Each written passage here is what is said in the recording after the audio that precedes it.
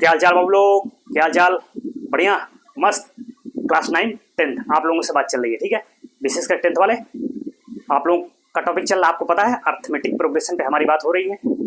इससे पहले हमने कुछ एग्जाम्पल सॉल्व किए थे, आज कुछ एग्जाम्पल्स और रह गए हैं, उनके सोल्यूशन में बात करने के लिए अब हम इंटरेस्टेड हैं, ठीक है।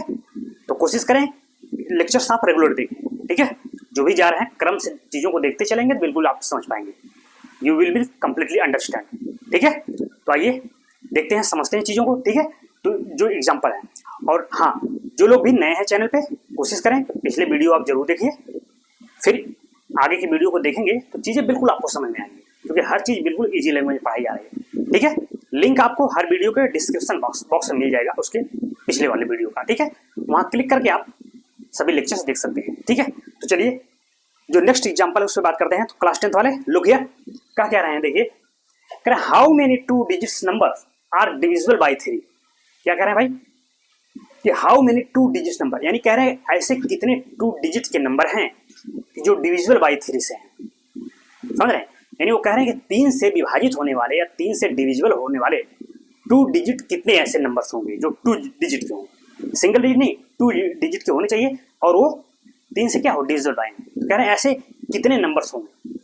तो चले आप बताओ, अगर मैंने आपसे कहा कि 3 से डिविजिबल होने वाले नंबर से क्या मतलब हुआ कि 3 के टेबल में जो आ जाए, भाई 3 के टेबल्स में जो आए, या कहते हैं 3 का पहाड़ा, 3 3 दूनी 6, 3 त्रिका 9, 3 चौक 12, यानी 3 के टेबल्स में जो आ जाएंगे वो सब 3 से डिविजिबल होंगे, तो हम उनको लिख लेते हैं। यही तो भाई, अगर देखो 3 से डिविजिबल अगर मैं इधर बात करूँ तो क्या होगा, तो 3 होगा, 6 हो जाएगा, 9 हो जाएगा, 12 हो जाएगा, फिर आगे 15 हो जाएगा, फिर ऐसे होता चला जाएगा, है कि नहीं। ये सब क्या होंगे भाई, 3 के टेबल के हैं ये सब डिविजिबल होंगे ना 3 से। लेकिन देखो उन्होंने कहा क्या है, उन्होंने कहा 2 डिजिट के होने चाहिए, जबकि ये सब क्या है, देखो 3 है, 6 9, ये तो सिंगल डिजिट के है ना। तो उन्होंने क्या 2 डिजिट वाले लेने हैं जो 3 से डिविजिबल हो लेकिन 2 डिजिट के हो।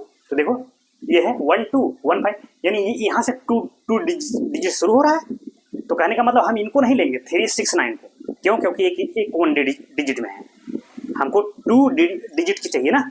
तो ये 12 15, फिर आगे क्या हो जाएगा 18। तो कहने का मतलब अगर मैं 3 डिजिट के नंबर को लिखूं, सॉरी जो 3 से डिविजिबल होने वाले हैं और 2 डिजिट के हैं, अगर उनको लिखें तो मैं लिखूं उसको, तो कहाँ से लिखेंगे, 12 से लिखेंगे, आप समझिए। तो अब लिखेंगे late the list of 2 digit numbers, 2 digit numbers, ये हमने आपको बस ये रफ आइडिया दिया है, तो इसको लिखने की कोई जरूरत नहीं है, ये वाला वही में क्या, let the list of 2 digit numbers divisible bye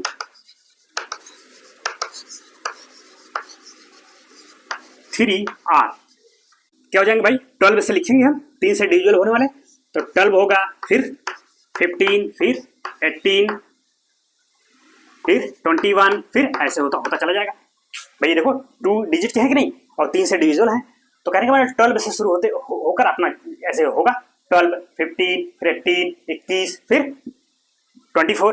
तो बताओ लास्ट ऐसे कहाँ तक जाएगा, लेकिन 2 डिजिट का होना चाहिए 99, यानी जो लास्ट टर्म होगा जो कि 2 डिजिट का होगा और 3 से डिवाइड होगा, और लास्ट टर्म कौन होगा 99। अब देखो 3 से डिवाइड है कि नहीं, 3 3 3 त्रिका 9, 3 त्रिका 9। अब क्या इससे आगे कोई डिविजिबल अंक हो सकते हैं क्या, नहीं, अगर होंगे भी तो वो 3 डिजिट में चले जाएंगे ना भाई। 99 के आगे क्या हो जाएंगे 100, फिर 100 0 1 ये सब आएंगे, तो 3 डिजिट में आ जाएंगे ना। लेकिन हमको क्या चाहिए 2 डिजिट के होने चाहिए। कहने का मतलब जो लास्ट टर्म होगा 2 डिजिट का, जो 3 से डिविजिबल होगा, वो क्या होगा 99 होगा, ठीक। तो अब थोड़ा ध्यान से देखो, ये जो लिस्ट ऑफ नंबर्स हैं जो 2 डिजिट के हैं, यह एक एपी बना रहे होंगे। आप देखिए कैसे भाई, एपी कैसे चेक करते हैं, वही तो करते हैं हम, जो कॉन्जिक्यूटिव नंबर ऑफ टर्म्स हैं, किसी भी 2 कॉन्जिक्यूटिव टर्म्स के बीच का डिफरेंस ले लें और देखेगा डिफरेंस हर जगह सेम आता जा रहा है, इसका मतलब क्या है, वही कॉमन डिफरेंस है, और इसका मतलब एपी बन रही है, यही तो करते हैं। तो अगर मैं हम इसमें 15 माइनस 12 करो, कितना आया 3, ठीक। 18 माइनस 15 3, 21 माइनस 18 3। कहने का मतलब हर जगह डिफरेंस क्या आता जा रहा है, 3 आता जा रहा है। इसका मतलब ये AP बना रही है और 3 ही क्या है, कॉमन डिफरेंस हो गया। तो अब लिखेंगे उसी चीज को हम लिखेंगे, हम देखते हैं कि यही AP बना रहे हैं। Here we see that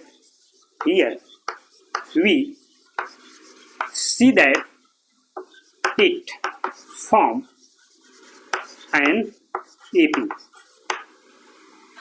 with common difference भी लिख दीजिए,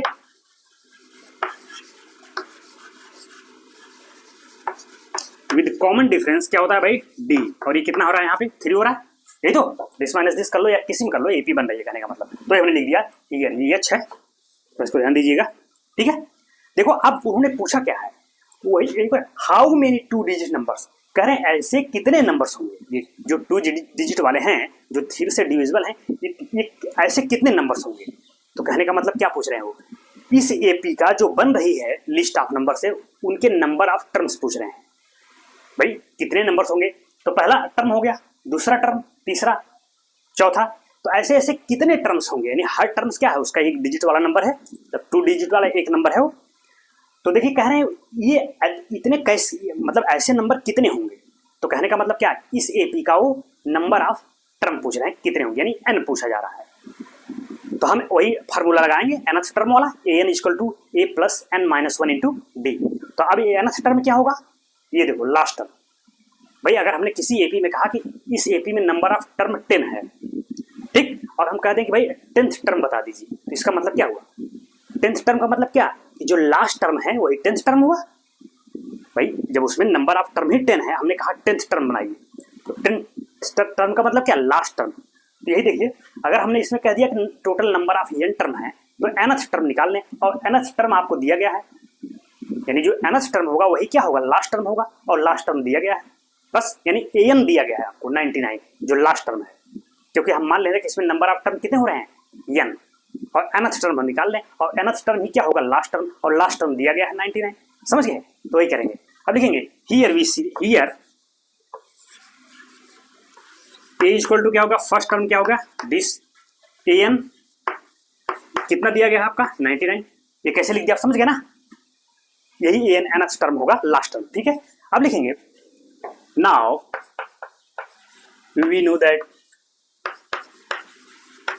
क्या जानते हैं भाई हम nth टर्म के लिए formula, an equal to a plus n minus 1 into D. ये यहाँ लिख लीजिएगा, यहाँ एक लाइन लिखिएगा इधर, अगर मैं लिख दूं let number of term is n, मतलब यहाँ इसके बाद यहाँ लिख दिया, इसके बाद ये डी लिखने के बाद फिर लिख दिया let number of terms in this AP is n, ये लिख लीजिएगा, ठीक। उसके बाद फिर यहाँ से, तो चलिए भाई an दिया है 99 रख दीजिए इसको, a कितना हो गया आपका 12 प्लस n माइनस 1, d कितना है 3, बस सिंप्लीफाई करके n फाइंड आउट कर लो, इसको इधर कर लिए, तो 99 माइनस 12 इक्वल टू क्या हो गया, चलो रहने दो इसको, 3 ऐसे माइनस करेंगे तो ये आपका 7 आ गया, ये 8 आ गया, ठीक है, और ये हो गया आपका 3n और माइनस 3। तो चलो अब आगे कर दे रहे हैं, तो यहाँ पे 3n इक्वल टू हो जाएगा, 3 इधर जाके क्या हो जाएगा प्लस 87 प्लस 3, तो दैट इज 09, ठीक है, 3n, तो n इक्वल टू क्या हो जाएगा 90/3, दैट इज 10। तो देखिए भाई इस AP के नंबर ऑफ टर्म मिल गए आपके, ओह सॉरी ये 3 होगा ना आपका, ये 3 होगा, 10 देख रहे हैं ना, सॉरी ये भाई 3 से डिवाइड करोगे 30 आएगा, 30 आएगा ना। तो कहने का मतलब इस AP में नंबर ऑफ टर्म्स मिल गए कितने, 30, और वो पूछे क्या थे, और यही 30 क्या है, total number of 2 digit number हैं कि जो 3 से डिविजिबल हो रहे हैं।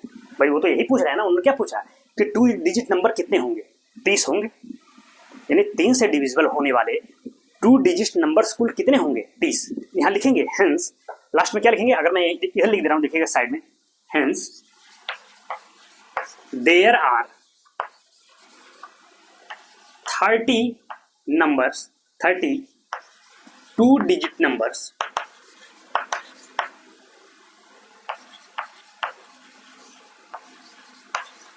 divisible by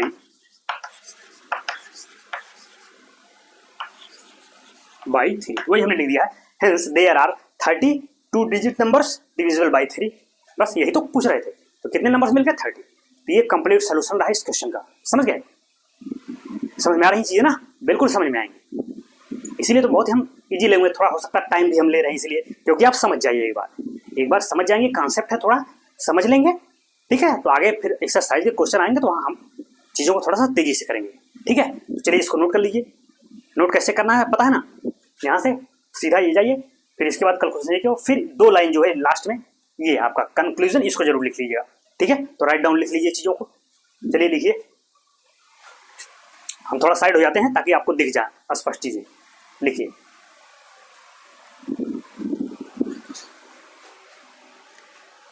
कहीं कोई प्रॉब्लम्स हो या कोई चीज़ न समझ में आई हो तो कमेंट्स कर दीजिएगा, ठीक है? फिर हम नेक्स्ट लेक्चर में बात कर लेंगे। हाँ, ऐसा नहीं कि ना समझ में आए तो ऐसे, ठीक? तो चले हम आगे चले, आप लोग नोट करते रहिएगा। तो चलिए,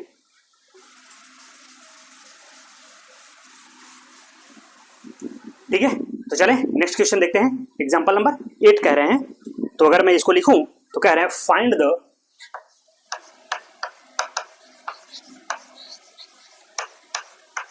इलेवेंथ टर्म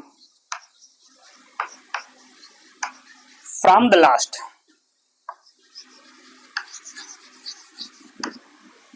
तो ठीक, नेक्स्ट क्वेश्चन देखते हैं क्या कह रहे हैं। देखिए, कह रहे हैं find the 11th term from the last term towards the first term of the AP. ये एपी दी गई है, तो कह रहे हैं इस एपी का आप 11th टर्म बता दीजिए, लेकिन फ्रॉम द लास्ट यानी इधर से पूछ रहे हैं।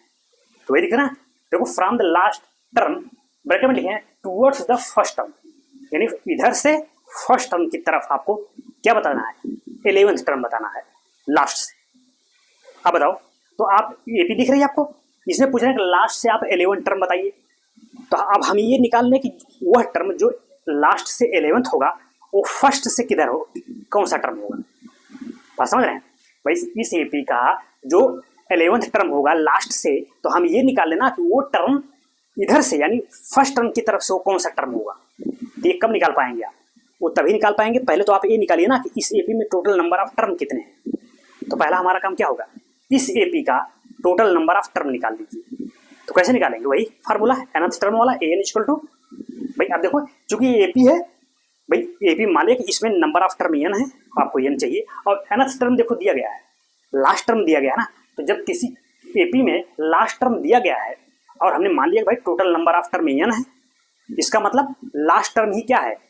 nवां टर्म है, यानी nth टर्म ही क्या है? लास्ट टर्म है, यानी an दिया गया है, ए पता है, डी पता है, तो n तो निकाल ही देंगे ना, टोटल नंबर ऑफ टर्म। तो वही, तो अब उसी को लिखेंगे, हियर वी सी दैट, या कह देंगे let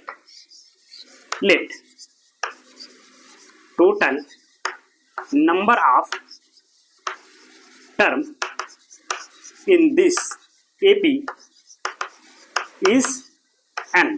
total number of term हमने n मान लिया। सो गिवन दैट क्या हो गया भाई कि फर्स्ट टर्म क्या दिया गया आपको? 10 है, कॉमन डिफरेंस d क्या हो जाएगा? तो कोई कर लो, 7 माइनस 10 कर लीजिए, दैट इज क्या? -3 आ गया। और आपका an क्या हो जाएगा?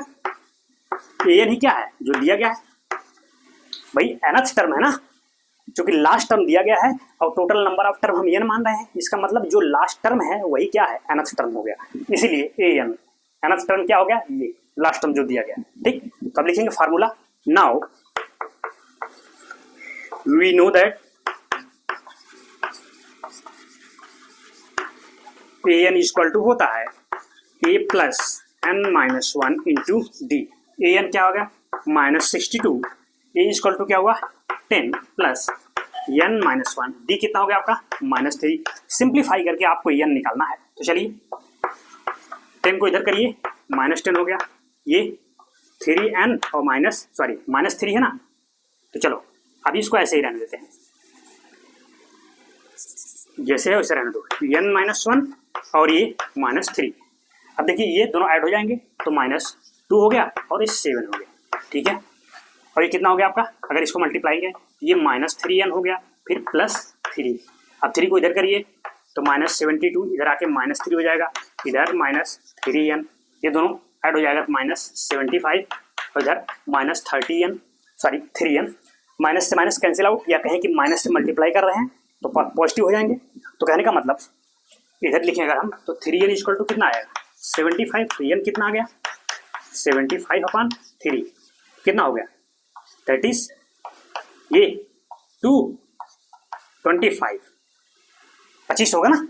तो कहने का मतलब इस एपी में टोटल नंबर ऑफ टर्म मिल गए कितने 25 है, समझ गए, यानी टोटल नंबर ऑफ टर्म 25 है। तो और वो कह रहे हैं कि लास्ट से 11 टर्म, तो बताओ लास्ट से 11 टर्म जो होगा तो स्टार्टिंग से कौन सा टर्म होगा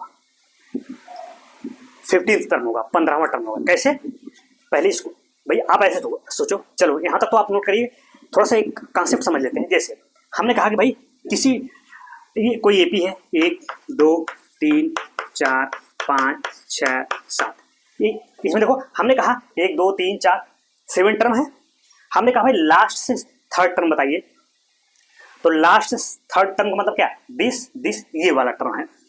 तो अगर ये लास्ट से थर्ड है तो स्टार्टिंग से कौन हुआ 1 2 3 4 5, यही तो, यानी लास्ट से थर्ड जो हो रहा है वो स्टार्टिंग से क्या हो गया 5 वाला हुआ। उसी प्रकार से अगर उसमें टोटल नंबर ऑफ टर्म्स, भाई अगर देखो 2 इधर हटा दें, 2 टर्म इधर हटा दें और 4 इधर, तो 4 और 2 कितना हो गया 6, एक टर्म बचा। तो वैसे अगर उस एपी में टोटल नंबर ऑफ टर्म 25 है, ठीक है 25 है, और इधर से वो 11th, अगर मैं इधर से चलूँ 11th, मान लिया 11 टर्म यहाँ आ रहा है, ठीक है, तो इसका मतलब इधर कितने टर्म बच गए 10 टर्म इधर बच गए, 10 टर्म इधर बच गए, और ये 11वां है ही है, यानी इधर से तो 11 टर्म हो गया। तो बचे कितने टर्म हो, तो 25, टोटल नंबर ऑफ टर्म कितने हैं 25, तो 25 में से 11 माइनस करिए कितना आएगा 14, ठीक, यानी इधर वाले टर्म कितने हो गए 14। तो जब इधर बचे टर्म 14 है तो 14 के बाद ही तो 15 आएगा। तो कहने का मतलब ये टर्म जो इधर से 11वां था, अब इधर से क्या हो जाएगा ये 15th टर्म हो जाएगा, बात समझ रहे हैं, यानी इधर लास्ट से जो उन्होंने कहा ना 11th टर्म बता दीजिए। तो इस एपी में जो लास्ट से 11th होगा वो स्टार्टिंग से कौन सा टर्म होगा 15th टर्म, समझ गए ना भाई। ये 11th है, इसका मतलब 10 डिजिट इधर बचे होंगे, 10 ये है 11 है, तो 11 डिजिट तो यही हो गए। तो बचे कितने डिजिट टोटल 25 है, 25 में से 11 हटा दो, यानी 14 टर्म बच रहे हैं जो इधर आ जाएंगे। तो जब इधर 14 आ गए तो 14 के बाद ये 15 ही तो आएगा, समझ गए। इसका मतलब हुआ कि अगर हमको लास्ट से 11th टर्म निकालना है तो हम फर्स्ट टर्म से कौन सा टर्म निकालेंगे 15th टर्म, 15वां टर्म निकाल लें हम फर्स्ट से, तो वही आपका 11th टर्म हो जाएगा लास्ट से, ठीक। यही कॉन्सेप्ट आगे यूज करेंगे। तो अभी तो इसमें काम हमको करना है, तो पहले इतना नोट करिए, फिर मैं आगे बात करूँ, इसी कॉन्सेप्ट से आगे चलेंगे, ठीक। तो राइट डाउन लिख लीजिए, ये तो हमने एक रफ आइडिया दिया, अगर आपको साइड में लिखना हो तो लिख लीजिए, ठीक है, ये समझने के लिए। तो बाकी तो सोल्यूशन बस वहाँ तक है इसका, लिखिए फिर आगे चलते हैं। राइट डाउन, देखो इसमें ये कॉन्सेप्ट ही है थोड़ा समझने वाला, ठीक है, अब समझ गए होंगे, बस इसी कॉन्सेप्ट से लेके मैं आगे बढ़ूंगा। तो हटाऊं, चलो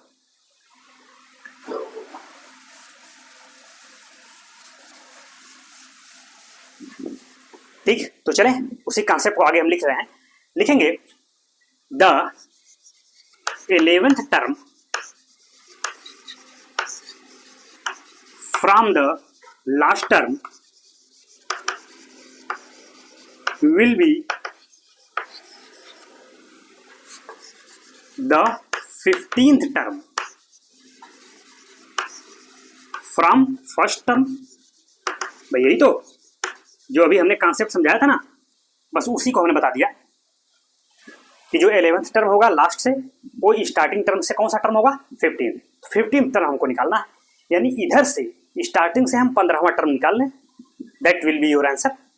चले तो निकाल लें, क्या दिक्कत है, यानी आपको चाहिए क्या, दैट इज क्या, that is we have to find out, लिखेंगे we have to find out A15, यही तो चाहिए, स्टार्टिंग से 15वां टर्म का मतलब क्या है A15 आपको चाहिए, तो सब कुछ तो दिया गया रख दीजिए। तो हियर दैट इज क्या, लिखेंगे वी नो दैट, क्या भाई nth टर्म वाला, यानी A15 हमको चाहिए, क्या हो जाएगा A plus n-1 into D, A दिया है फर्स्ट टर्म। अभी तो इससे पहले हमने सब बता ही दिया है कि फर्स्ट टर्म क्या होगा, डी क्या होगा, तो सब कुछ पता ही, बस उठा के सीधे रखिए।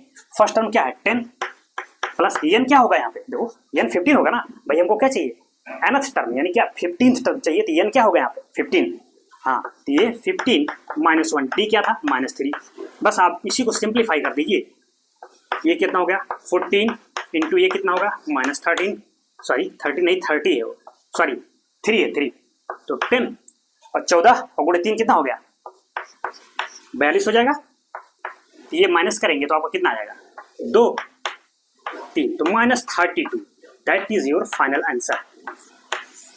तो कहने का मतलब कि 15th term from the first term क्या है -32, ठीक, तो यही क्या होगा आपका 11th टर्म होगा फ्रॉम द लास्ट, यही तो हमने बात किया था। तो जो वो पूछ रहे थे कि first term sorry 11th term क्या होगा फ्रॉम द लास्ट टर्म, वो क्या होगा यही -32। अब लिखेंगे हेंस, इधर मैं लिख दे रहा हूँ, इसके बाद इधर लिख दे रहा हूँ हेंस द 11th टर्म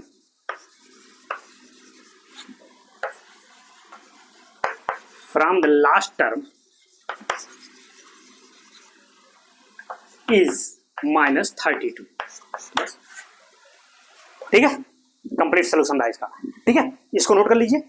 अभी इसी का एक अल्टरनेटिव भी आप कर सकते हैं, इसी क्वेश्चन को, ये थोड़ा सा आपको दिख रहा होगा कि पहले हम टोटल नंबर ऑफ टर्म निकाले फिर आगे बात किया ना, इसी का अब एक शार्ट मेथड भी है, उससे भी हम देख लेते हैं। ये कंप्लीट रहा, ठीक है, इसको पहले नोट कर लीजिए, ये कंप्लीट सोल्यूशन रहा इस क्वेश्चन का, ठीक है। अभी इसी क्वेश्चन को हम दूसरे मेथड से बता देंगे और इजी हो जाएगा। कैसे, पहले इसको नोट करिए तब बताएं।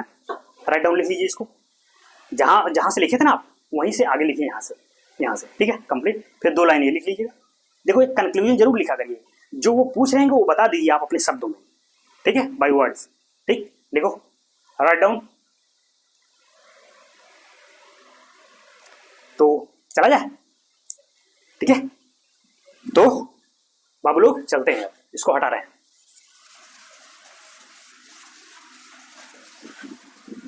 चले, तो उसी क्वेश्चन को हम एक दूसरे तरीके से समझ लेते हैं। देखो क्वेश्चन आपका जो एपी क्या थी, एपी आपका यही तो था 10 7 4 फिर 1 फिर कितना था -62, यही था। तो भाई वो क्या पूछ रहे थे, इस एपी का 11th टर्म बता दीजिए फ्रॉम द लास्ट, यही तो देखो करो क्या, बस इसी एपी को आप पलट दो, समझ रहे हैं, इसी एपी को रिवर्स ऑर्डर में कर दो। बस जैसे ही पलटोगे तो ये वाला फर्स्ट टर्म बन जाएगा और सब ऐसे घूम जाएंगे इधर, यानी अब ये यहाँ चला आएगा और बाकी सब इसके ऐसे ऐसे पीछे चलते चले जाएंगे। यही तो कहने का मतलब, अगर इसको हम रिवर्स ऑर्डर में लिखें, इफ वी राइट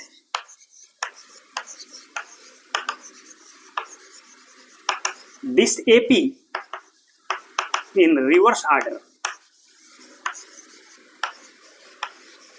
तो रिवर्स ऑर्डर में अगर आप लिखोगे क्या हो जाएगा बताओ, -62 पहले आ जाएगा, फिर डॉट डॉट, उसके बाद क्या आ जाएगा 1 फिर 4 फिर 7 फिर 10। आप देखो ये दिख गया कि नहीं।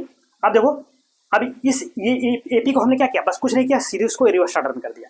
अब उन्होंने क्या पूछा था, इस एपी के लिए लास्ट टर्म से 11th टर्म पूछा है, तो अब इधर से निकाल लो ना, क्या दिक्कत है। अब ये फर्स्ट टर्म हो गया, यानी इस एपी में इधर से 11th टर्म निकाल लीजिए। क्यों, क्योंकि भाई इस एपी को हमने पलट दिया ना, ये लास्ट से 11 टर्म था, उसको जब पलट दिया तो आप कहेंगे फर्स्ट से 11th टर्म निकाल लीजिए, क्या दिक्कत, सब कुछ फर्स्ट टर्म दिया गया है, कॉमन डिफरेंस आपको डी मिल ही जाएगा, ठीक है। और 11th टर्म पूछ रहे हैं, ये इक्वल टू क्या होगा 11th, कहने का मतलब एपी जैसे हमने रिवर्स कर दिया तो अब ये सिंपल वाला बन गया, यानी 11th term from the first, बस इधर से 11th टर्म निकाल लीजिए, that will be your final answer. समझ गए, बस वही। तो कहने का मतलब अब लिखेंगे from this AP we will find the 11th term from first term, बस। तो फर्स्ट टर्म से आपको 11th टर्म निकाल लीजिए। तो कहने का मतलब क्या चाहिए आपको, A11 चाहिए, that is A plus n-1 into D.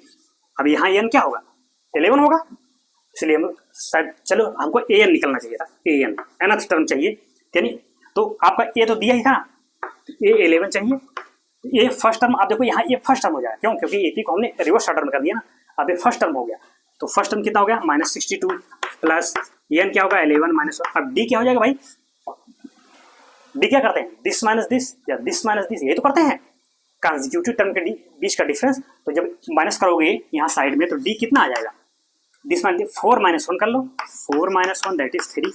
अब देखो डी यहाँ चेंज हो गया भाई, क्यों, क्योंकि हमने एपी ही रिवर्स कर दिया ना। इससे पहले फर्स्ट मेथड से जब हमने किया था तो डी क्या था, वहाँ -3 था, लेकिन जब एपी हमने पलट दिया अब वही डी प्लस डी हो गया, सॉरी +3 हो गया ना, वहाँ -3 था यहाँ +3 हो गया। तो बस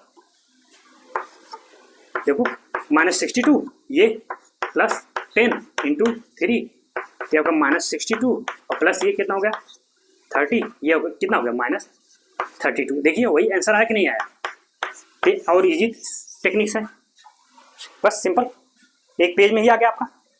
तो बस यही सबसे, अगर उसमें आपको दिक्कत हो, लेकिन समझिए दोनों को आप सीखने आए हैं ना, तो हर आइडिया रखिए अपने पास। अगर आपको दिक्कत उससे ज़्यादा थोड़ा लेंदी लगे इस मेथड से कर लीजिए, कुछ नहीं बस एपी को पलट दो, जैसे पलटोगे अब यहाँ फर्स्ट टर्म नहीं हो जाएगा, अब कॉमन डिफरेंस डी आप निकाल लीजिए, ठीक है। वो 11th टर्म पूछ रहे हैं यानी स्टार्टिंग से 11th पूछ रहे हैं, बस ये 11 इक्वल टू रख के फार्मूले में सॉल्व कर दो, मिल गया, समझ गए। यानी इस एपी का ये जो 11th टर्म है फ्रॉम द फर्स्ट, अब वही क्या हो जाएगा, इस एपी के लिए 11th टर्म हो जाएगा फ्रॉम द लास्ट। देखिए यही आंसर वहां भी आएगा तो ये यहाँ भी आता, ठीक है। ये तरीका क्या लिखेंगे, हेंस द लिखेंगे 11th term of the given AP from the last. भाई वो जो पूछे हैं जवाब आपको उसी में देना है, ठीक है। उन्होंने इस एपी के लिए पूछा है ना, अब यहाँ क्या लिखेंगे, लिख देंगे हेंस, आप लिख लीजिएगा मैं बोल रहा हूँ, hence the 11th term of the given AP from the last term is -32, ठीक। तो ये अल्टरनेटिव मेथड बोलते हैं इसको, ये सिंपल है, इसको भी आप कर सकते हैं। तो अगर आपको अच्छा लगे तो इससे कर लीजिए, समझ गए। यही हर बहुत से सवाल अगर आगे आएंगे तो यही करेंगे, सिंपल, बस एपी को रिवर्स कर दो, रिवर्स करके बस इधर से जो टर्म पूछे उसको निकाल दो, that will be your answer, ठीक है। तो राइट डाउन लिख लीजिए, इसको भी लिख लीजिए, ये अल्टरनेटिव मेथड है, ठीक है। अच्छा क्वेश्चन है ये, कोई दिक्कत नहीं है, समझ में आ रहा है ना। हाँ बच्चा पार्टी, देखो आप लोग यहाँ रेगुलर रहेंगे तो बिल्कुल समझ में आएंगी चीजें, ठीक है। कोई दिक्कत होगी बताइएगा हमको, ठीक है, बिल्कुल समझ में आएगा, तो टेंशन वाली बात नहीं है। क्लास 10th वाले अभी इसलिए खटक से हमें इसको देख, इसमें बहुत ज़्यादा आपको टाइम नहीं लगा, क्योंकि अल्टरनेटिव जैसे हमने रिवर्स किया सब आपको दिख रहा है, खटाखट आप करते चले गए, ठीक है। तो इतना तो आप लोग तेज ही हैं, ये तो हम केवल अगर आपको थोड़ा हिंट भी देते तब भी आप कर लेते, इतना तो आप लोग आगे ही हैं, ठीक है। जरूरत नहीं थी हमको एक एक चीज लिखने के लिए, ठीक है। चलिए लिख देंगे तो एक तरीका आपको पता हो जाएगा, ठीक है। तो अब हटा रहे हैं इसको,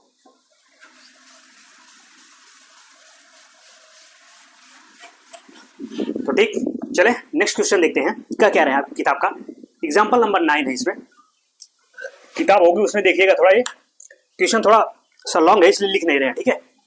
इसको पढ़ के इसका सोल्यूशन आपको दे दे रहे हैं, ठीक है। किताब ये है आपकी एनसीईआरटी की, इसको रखिए अपने पास। देखो क्या कह रहे हैं, देखिएगा सवाल, कह रहे हैं a sum of 1000 is invested at 8% simple interest per year, ठीक है। कह रहे हैं ये सम टोटल हमने 1000 रुपए इन्वेस्ट किया, किस प्रकार कि इन्वेस्टेड है 8% सिंपल इंटरेस्ट की, मतलब हर साल उस पर कितना 8% का इंटरेस्ट मिलेगा हर साल, ठीक। तो कह रहे हैं calculate the interest at the end of the each year. तो कह रहे हैं प्रत्येक वर्ष जो ईच ईयर है उसके एंड में सिंपल इंटरेस्ट कितना मिलेगा ये आपको कैलकुलेट करना है। वही वो कह रहे हैं कि calculate the interest at the end of each year, यानी ईच ईयर प्रत्येक वर्ष के अंत में कितना सिंपल इंटरेस्ट आपको मिलेगा ये निकालना है, ठीक। फिर कह रहे हैं क्या, do these interest form an AP. कह रहे हैं जो इंटरेस्ट आप निकालेंगे हर साल के अंत में, कह रहे हैं क्या वो जो इंटरेस्ट मिल रहा है हर साल के अंत में, फर्स्ट ईयर के अंत में, सेकेंड ईयर के अंत में, ठीक है, थर्ड ईयर के अंत में जो इंटरेस्ट मिल रहे हैं, तो कह रहे हैं क्या वो एक एपी बना रहा है क्या, यानी उन इंटरेस्टों से कोई एपी बन रही है, अर्थमेटिक प्रोग्रेशन। अगर बन रही है इफ सो, अगर ऐसा है तो find the interest at the end of the 30 years. तो कह रहे हैं अगर वो एपी बना रही है तो कह रहे हैं 30 ईयर के अंत में, यानी 30वें साल के अंत में आपको सिंपल इंटरेस्ट बताना है। कुछ आइडिया लगा, चलिए देखते हैं, ठीक है। हाँ 30 year making use of this fact, इस फैक्ट का यूज करके। तो चलिए, तो उन्होंने कहा है क्या कि 1000 रुपए इन्वेस्ट किए, किस तरह से कि भाई हमें जो दर है यानी रेट है 8% का इंटरेस्ट मिल रहा है ईच ईयर, प्रत्येक वर्ष। उनका सिंपल इंटरेस्ट पर ईयर मिल रहा है, ठीक है। तो कह रहे हैं हर साल के अंत में कितनी। तो चलिए देखते हैं, ठीक है। तो सिंपल इंटरेस्ट निकालने का फार्मूला क्या होता है, उसी पे हम काम करेंगे। क्यों? क्योंकि इन्होंने क्या पूछा है, हर साल के एंड में आपको क्या बताना है, सिंपल इंटरेस्ट। तो सिंपल इंटरेस्ट निकलेगा कैसे, पहले इसको देख लें, वही लिखेंगे। अब लिखेंगे, यहां लिखेंगे we no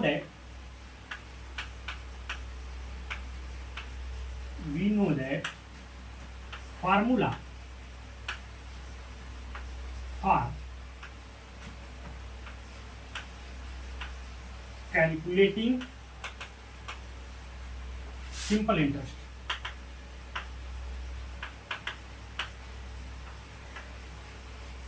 simple interest formula आपका देखो ये होता है P into R into T upon 100, ये होता है सिंपल इंटरेस्ट का। कहते हैं P इंटू आर यानी क्या, प्रिंसिपल मनी, आर किस दर से आपको मिल रहा है ईच ईयर वाला रेट, टी टाइम और बटे 100, यानी इसी को हिंदी में कहते हैं मूलधन गुणे दर गुणे समय बटे 100। इसी को साधारण ब्याज बोलते हैं, सिंपल इंटरेस्ट। उसको निकालने का यही फार्मूला है, ठीक है। प्रिंसिपल मनी का मतलब क्या है, जो पैसा आपने जमा किया, जैसे उन्होंने कहा ना कि ये सम 1000 is invested at the rate of 80% each year, यानी प्रत्येक वर्ष उनको 8% का क्या, वही 8% का सिंपल इंटरेस्ट उनको मिल रहा है। तो कह रहे हैं उस ईयर फिर लास्ट में तो कितना हो जाएगा वो सिंपल इंटरेस्ट, यही फार्मूला है। यानी तो पी पता है, आर पता है, टी पता है। जैसे अब फर्स्ट ईयर के लिए अब भाई हमको क्या चाहिए, उन्होंने यही कहा ना कि हर ईयर के अंत में सिंपल इंटरेस्ट कितना होगा। तो अगर हम फर्स्ट ईयर के लिए निकालें सिंपल इंटरेस्ट तो टी इक्वल टू क्या हो जाएगा फर्स्ट। सेकेंड ईयर के लिए निकालें तो टी क्या हो जाएगा, मतलब सेकेंड ईयर। टी क्या है, टी मतलब टाइम इन ईयर्स, ठीक है, वही हो जाएगा आपका। वही उन्होंने कहा ना, calculate the interest at the end of the each year, बस। और आर तो आपका फिक्स रहेगा, सब में वही 8% का मिल रहा है, वही लिखेंगे। अब लिखेंगे इंटरेस्ट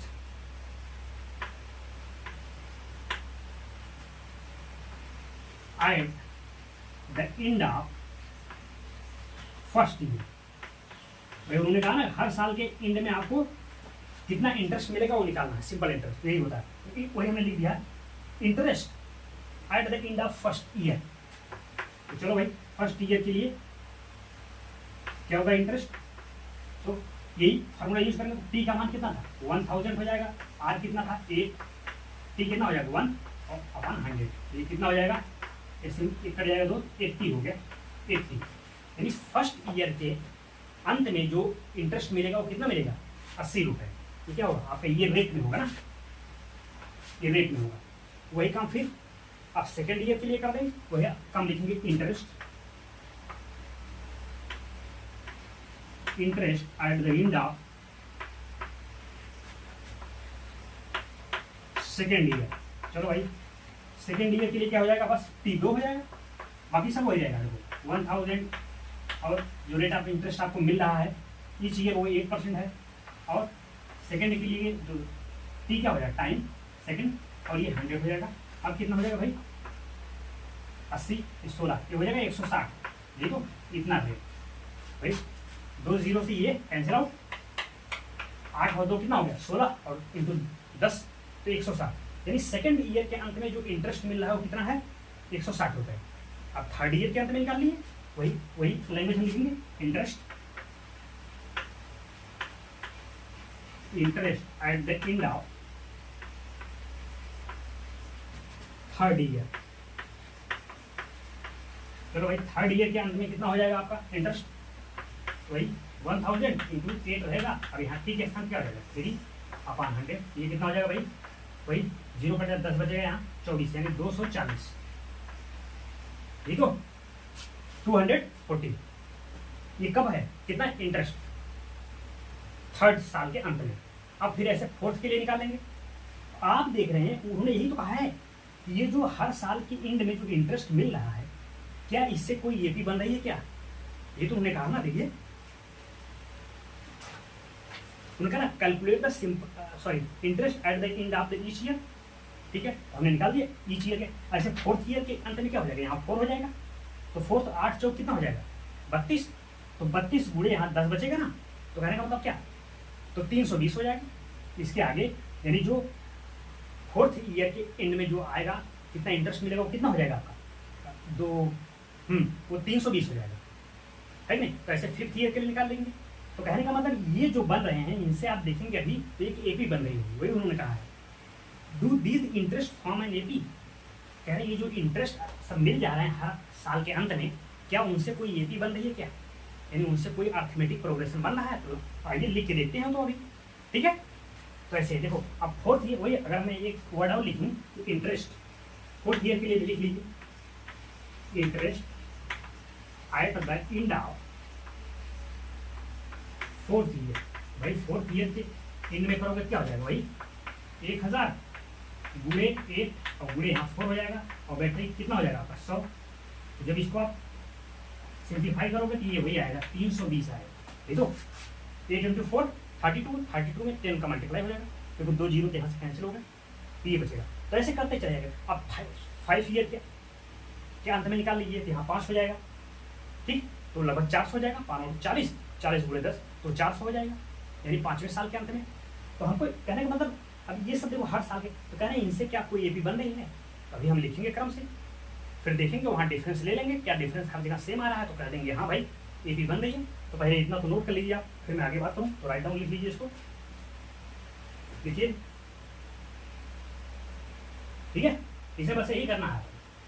फर्स्ट ईयर के लिए फर्स्ट रख दिया, वहाँ टी बदलता जाएगा, बाकी तो हर साल के लिए जो इंटरेस्ट है वो तो 8 ही रहेगा ना सब में। बस फर्स्ट ईयर के अंत के लिए तो वहाँ फर्स्ट हो गया टी के स्थान पे, सेकंड ईयर के लिए वहाँ 2 हो गया, थर्ड ईयर के लिए 3 हो गया, बस फोर्थ ईयर के 4 हो जाएगा, बस यही है, ठीक है। तो हटाओ इसको, चलो आप लोग नोट करते रहिएगा, वीडियो तो रहता ही है।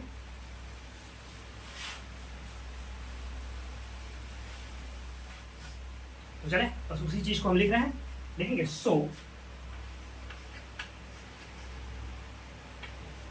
द इंटरेस्ट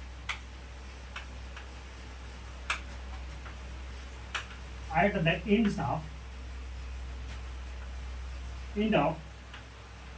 क्या फर्स्ट ईयर, फिर सेकेंड ईयर, फिर थर्ड ईयर, ऐसे ऐसे dot dot years.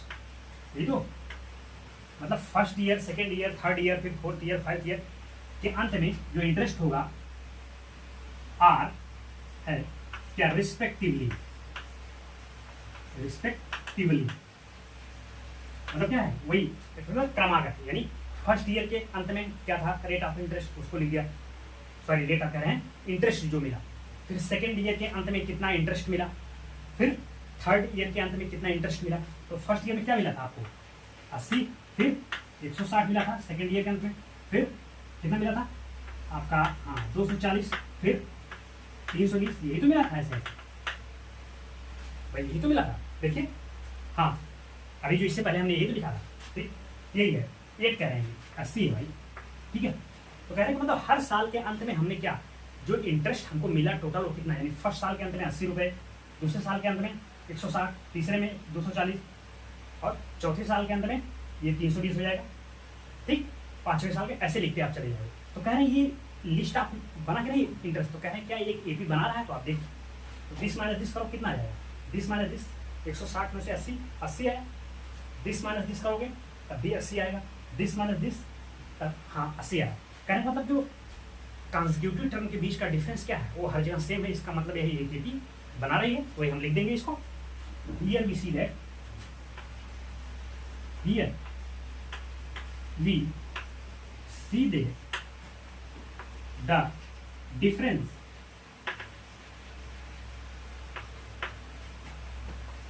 any two consecutive terms is same, that is क्या डिफरेंस है भाई वो 80, hence these form an AP। इसका मतलब क्या हुआ कि ये जो रेट ऑफ सॉरी जो इंटरेस्ट मिल रहे हैं हमको हर साल के अंत में, इनसे क्या एक एपी बन रही है, अर्थमेटिक प्रोग्रेशन बन रहा है, ठीक। एक वही हमने लिख दिया है एपी बना रहा है, और यही क्या हो जाएगा एपी बन रहा है तो, और डिफरेंस कितना 80, यही कॉमन डिफरेंस हो जाएगा, ठीक। अब आगे उन्होंने क्या पूछा है देखिएगा, फिर कह रहे हैं कि लास्ट में find the interest at the end of 30 year, कह रहे हैं 30वें साल के अंत में इंटरेस्ट कितना मिलेगा उसको बता दीजिए आप।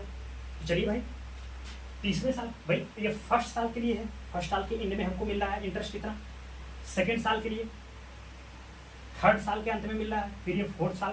तो ऐसे ऐसे कहें 30वां साल तो आएगा ना, तो 30वें साल के अंत में कितना मिलेगा इंटरेस्ट, वो पूछ रहे हैं। कहने का मतलब क्या, इस एपी का 30वां टर्म पूछ रहे हैं, समझ गए भाई।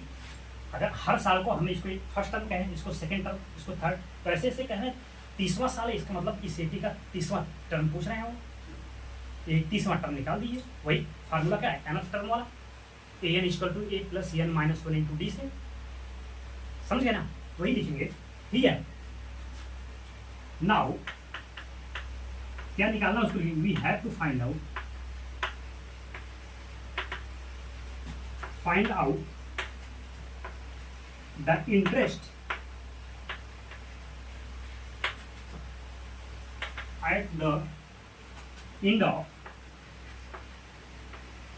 30 ईयर, यानी 30वें साल के अंत में हमको क्या निकालना है, इंटरेस्ट निकालना है। तो बस दैट इज क्या, इसका मतलब क्या है, दैट इज, यहां लिखेंगे that is the 30th term, यानी 30वां टर्म आपको निकालना है ऑफ दिस एबव एपी, यानी इस एपी का हमको क्या चाहिए, 30 टर्म चाहिए, यानी A30 आपको निकालना है, बस सिंपल। ठीक है ना, लिखेंगे फ्रॉम एबव एपी, क्या देखा भाई हमने, जो एपी आप बना रहे हैं, जो इंटरेस्ट मिल रहे हैं, इनसे फर्स्ट टर्म क्या होगा, 80 कॉमन डिफरेंस, वही ये हो गया। ठीक है, तो आपको क्या चाहिए, A30 चाहिए, तो ठीक है A30 निकालिए। अब लिखेंगे so A30 equal to A plus n minus 1, तो n का मतलब क्या, 30 माइनस 1 इंटू डी। तो चलिए भाई, अब ये क्या है, 80 हो गया, प्लस 30 माइनस 1 है, और डी कितना आ गया, 80।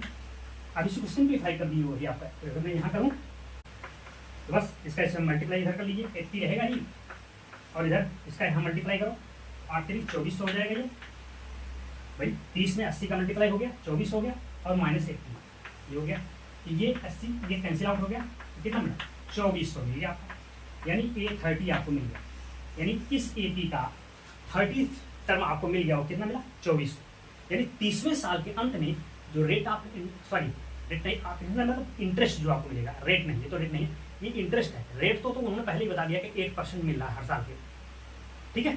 तो वही मतलब 30वें साल के अंत में जो आपको टोटल इंटरेस्ट मिलेगा वो कितना मिलेगा, 2400 रुपये मिलेगा, यही हो चाहिए। आप क्या लिखेंगे, हेंस लिखेंगे interest at the end of 30th year is 2400, यानी 2400 रुपये, यानी 30वें साल के अंत में कितना इंटरेस्ट मिल रहा है, 2400 रुपये। तो यही पूछ रहे हैं, यही आपको फाइनल जवाब होगा। ठीक है, तो लास्ट में लिख दीजिएगा, क्या लिखेंगे, यहाँ जगह नहीं है, नहीं तो मैं लिख देता, hence the interest at the end of 30th year is ये 2400। ठीक है, लिख लीजिए इसको, ये कंप्लीट जवाब रहा आपका।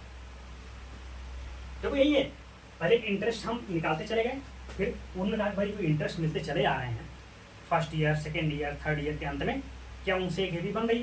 ठीक है, हमने सबको क्रम से लिख लिया, डिफरेंस ले लिया, हाँ देखा डिफरेंस सेम है, तो कह दिया हाँ भाई ये भी बन गई। फिर उन्होंने कहा भाई 30वें साल के अंत में बताइए, तो 30वें साल के अंत का क्या मतलब है, तो इस एपी का 30वां टर्म पूछ रहे हैं, बस हमने निकाल दिया भाई 30th टर्म। ठीक, वही सिंपल है, बस थोड़ा सा सवाल है, थोड़ा आपको समझना पड़ेगा इसमें, क्योंकि ये वर्ड में इन्होंने डायरेक्ट नहीं पूछा है ना, ये वर्ड दे के फिर अलग अलग आप इंटरेस्ट निकालिए फार्मूले से, फिर उनसे एपी बनाइए, फिर देखिए। ठीक है, तो यही है, लिखो अच्छा इसको। क्वेश्चन थोड़ा इंटरेस्टिंग है, टेक्निकल भी है। ठीक है, तो समझ में आ रहा है ना चीजें, ठीक, बिल्कुल आपको समझ में आएगा। तो इसमें एक एग्जांपल आपका और रह गया है,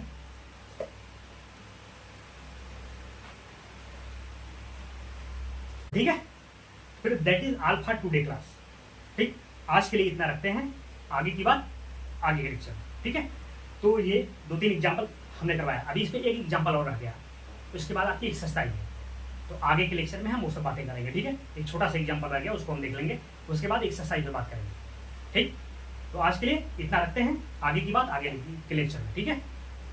ठीक बच्चा पार्टी, अगर आप कोई चीज़ ना समझ में आए तो हमें खबर करिएगा, कमेंट्स करिएगा, हम फिर उससे बात कर लेंगे, ठीक है। थोड़ी टेंशन वाली बात नहीं, अगर कोई चीज़ ना समझ में आई हो, लेकिन मैं ऐसा उम्मीद कर रहा हूँ इतना क्लियर स्पष्ट बताने के बाद आपको चीज़ें बिल्कुल समझ में आएंगी, ठीक है, और बिल्कुल आएंगी भी, ऐसा मेरा एक्सपेक्ट है, आप लोगों से ऐसी उम्मीद मैं कर रहा हूँ, ठीक है।